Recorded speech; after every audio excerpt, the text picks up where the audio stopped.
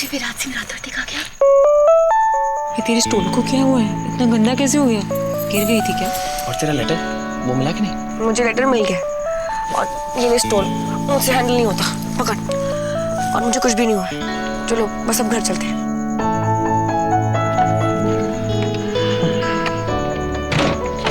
यार ये तुम और तुम्हारे कजन सीरियसली बहुत अजीब हो। अच्छा,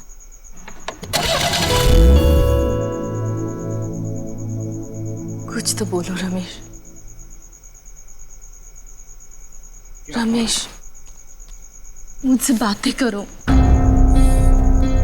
क्या बोलूं लक्ष्मी, क्या बोलूं? यही कि मैं अपनी रोजमर्रा की जिंदगी में इतना खो गया था कि ये भी भूल गया कि मेरी एक बेटी जिसे उसके बाप की जरूरत है। मैंने ये जब पहली बार सुना था तो कुछ ऐसा ही। नहीं लक्ष्मी नहीं, तुम नहीं जानती यहाँ क्या हो रहा है। इन बच्चों के बदौलत ही इस रहने दे रमेश के पास एक मौका था अपनी जिंदगी को मायने देने का। लेकिन अब तो लगता है एक बाप बनने में भी फेल हो गया मैं।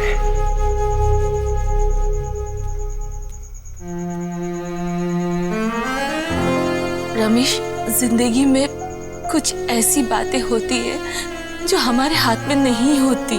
चोट लगना हमारे हाथ में नहीं है लक्ष्मी, पर मरहम तो मुझे को लगानी थी ना।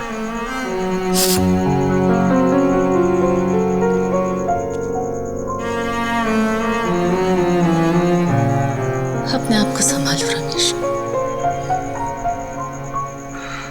लक्ष्मी, मैं निशु की आंखों में आंख डाल के नहीं देख पाऊंगा। देखना होगा, संभालना होगा अपने आप को निशु की खातिर।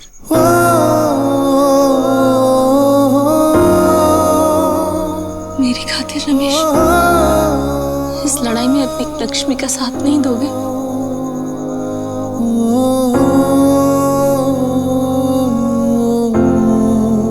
अब क्या होगा लक्ष्मी? निशु की सारी जिंदगी उसके आगे है। मैं नहीं जानती क्या होगा। देखो ना, इन 8 सालों की लड़ाई ने कैसे मार मार के निशु को लोहा बना दिया है। और ज्वाला को जिस तरह से बचाया, जिस तरह से उसे इंसाफ दिलाया। लेकिन उसे कौन इंसाफ दिलाएगा लक्ष्मी? उस बेचारी के पास तो उस वक्त कोई था भी नहीं लड़ने के लिए। और अगर चोट ज्यादा गहरी रही ना तो पूरी जिंदगी। कुछ नहीं होगा। मुझे नहीं पता कि कल क्या होने वाला है, पर इस वक्त हम हार नहीं मान सकते। तुम्ही ने कहा था जब सही वक्त आएगा, जब उसे अपना सच्चा साथी मिलेगा, तब उसकी जिंदगी का छिपा हुआ सुरीला राग अपने आप छिड़ जाएगा और सबको सुनाई देगा। रमेश, हमारी बेटी के अंदर जिंदगी से लड़ने के लिए बहुत ताकत है, लेकिन अगर उसने हमारी आंखों में डर देख लिया तो वो टूट जाएगी। रमेश, मुझे भरोसा है कि सब कुछ ठीक हो जाएगा। जो सपना हमने हमारी बेटी के लिए देखा है वो जरूर पूरा होगा। वो खुश हो सकती है रमेश, वो ऊंचाइयों को छू सकती है। और एक दिन ऐसा आएगा जब उसे किसी ऐसे हाथ का साथ मिलेगा जिसे वो बेझिझक पकड़ पाएगी, उसे समझ पाएगी,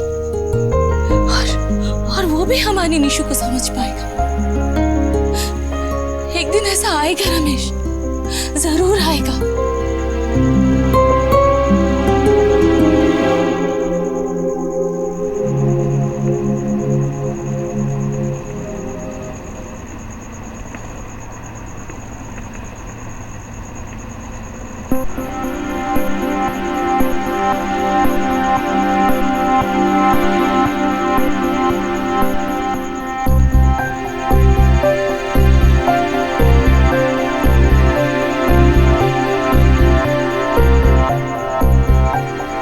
निशु, क्या हुआ?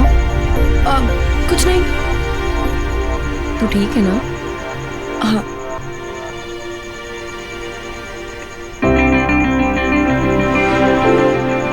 हाय, शादी के बाद पहली बार कितना फन आ रहा है यार। पता है दिल्ली में तुम लोगों को मैं कितना मिस किया करती थी। क्या यार डॉली, तुम तो अपने कजन्स के सामने बेइज्जती कर रही हो मेरी। ऐसे कह रही हो जैसे मैं तुम्हें कभी बाहर ले जाता ही नहीं था। सुमित, तुम मेरी लाइफ के सबसे इम्पोर्टेंट पर्सन हो, पर मेरे कजिन्स तो मेरी लाइफ ही है। डॉली दी, प्लीज आप इतनी सैड बातें मत करो। हाँ, पता है आपकी विदाई में मेरे कितने खराब फोटोज आए थे। यहाँ कौन आ रहा है तुम्हारे फोटोज खींचने? हाउ प्ला, हमेशा रेडी रहना पड़ता है।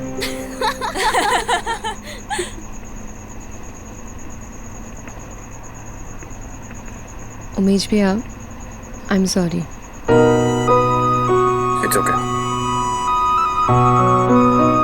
अमन, वैसे तो ना मैं 10 सेकंड में 2 बार सॉरी नहीं बोलती हूँ, लेकिन इस बार गलती मेरी थी, तो आई एम रियली सॉरी अगर तुम्हें बुरा लगा हो तो। ओ जी, मिट्टी पाओ जी सॉरी को। अपनों में क्या थैंक यू और सॉरी, है ना?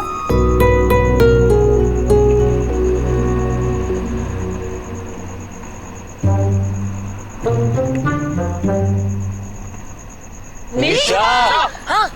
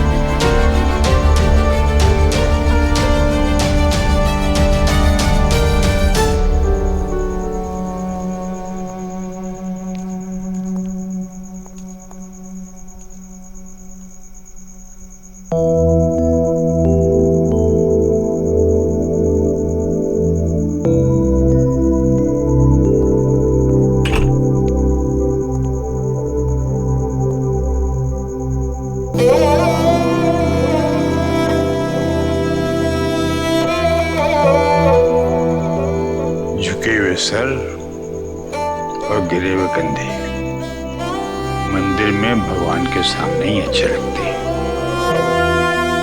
बचपन से बात समझाता आ रहा हूं, लेकिन तेरी समझ में नहीं आती।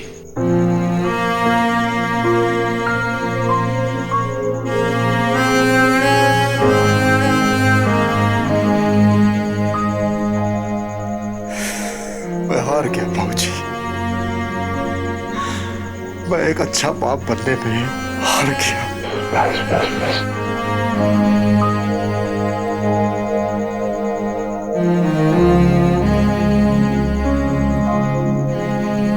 बेटा,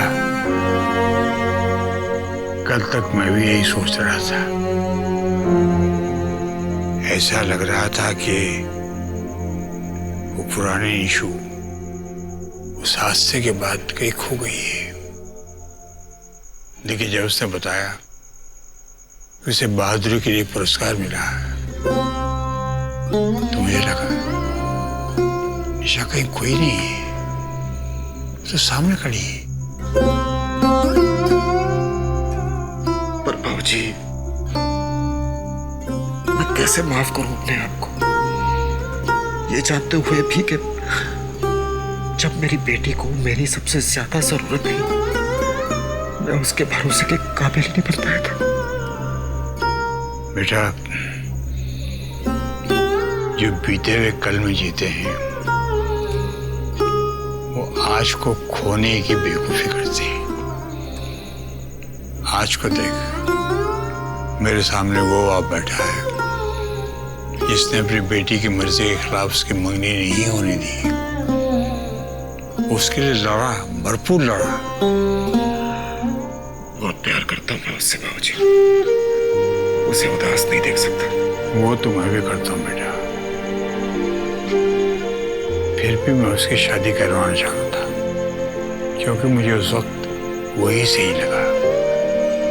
मैं, तू, निशु, हम सब अपने अपनी जगह पर सही थे।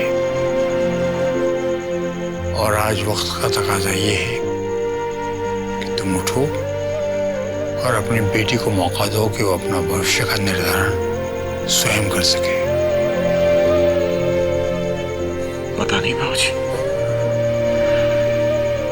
इस वक्त मुझे निशु का भविष्य रात में उस पेड़ की तरह दिख रहा है जो है, लेकिन अंधेरे के मारे दिख नहीं रहा। रमेश, मेरी जिंदगी में भी एक ऐसा पल आया था जब मैं हार गया था। व्यापार में होता जबरदस्त नुकसान मुझे नीचे खींच रहा था। ये कर रहा था कि सब कुछ खत्म कर दूं मैं। फिर तेरी माँ ने बताया कि तू पैदा होने वाला है। जिंदगी में एक उम्मीद जागी, एक मकसद नजर आया। अंधेरे में रोशनी करने वाला कोई भी हो सकता बेटा। मेरे लिए तू था, निशा के लिए भी कोई न कोई जरूर होगा। वक्त लग सकता है बेटा, और होगा जरूर। उस हादसे के 8 साल बाद भी ये बच्ची मुस्कुरा रही है, इसका मतलब ये है कि उसके घर देर है, अंधेर नहीं। चल उठ, खड़ा हो, आया। क्या उठ, खड़ा हो। क्या हुआ? अरे हर बात बतानी जरूरी है क्या? खड़ा हो जा। क्या करना है? जो बचपन में करता था, खास तौर से जब गणित में फेल होकर आता था। क्या करता था? हंसता था, अपनी उदासी मिटाने के लिए जोर जोर से हंसता था। दिखा दे जिंदगी के गणित को कि हम आज भी अपनी गलतियों से सीखने का और उन पर हंसने का हौसला रखते हैं।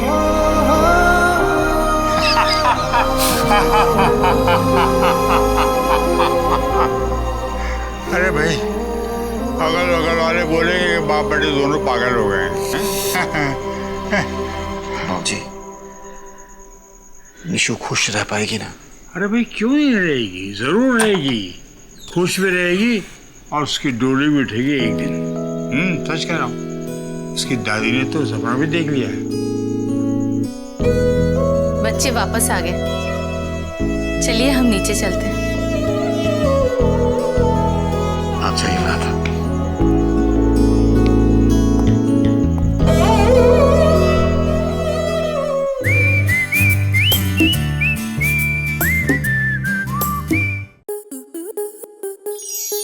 आपके मनोरंजन पर अब नहीं लगेगा कोई ब्रेक। स्टार प्लस के बेहतरीन शोज देखने के लिए लाइक, शेयर और सब्सक्राइब करें स्टार प्लस यूट्यूब पेज को।